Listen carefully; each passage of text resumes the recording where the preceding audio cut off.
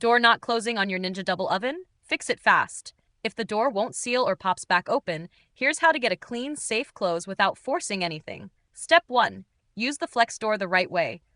There are two open styles. Pressing the handle button opens the top oven only. Pulling the handle opens both. Make sure the button is released before you close so the full door can latch smoothly. Step 2.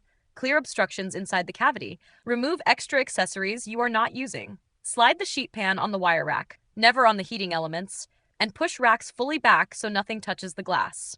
If you're using the built-in thermometer, route the cord over the top of the door as designed, not along the sides or hinge area. Step 3. Seat the crumb tray correctly. The crumb tray must sit in its dedicated slot below the lower heating elements, not in a rack position. A tray that's misaligned or sticking out can keep the door from sealing. Step 4. Wipe the hinge area and door lip. When the oven is cool and unplugged, clean crumbs and grease from the hinge area and the door frame where the seal meets the body. Use a soft microfiber cloth. I've linked the one I use in the description, and a small amount of warm soapy water. Apply cleaner to the cloth, not directly to the oven. Step 5. Check level and clearance, then test. Set the oven on a level, stable surface with at least 1 inch of space on all sides so the door and hinges aren't stressed. Open and close the door a few times. Top only, then full door.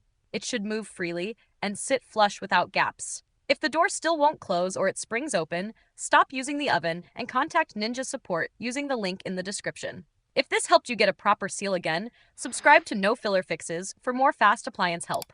And if you need a microfiber cloth for safe wipe downs, I've linked the one I use below. Lint-free, non-abrasive, and perfect for cleaning hinges and the door frame. Thanks for watching, and keep that seal squeak clean.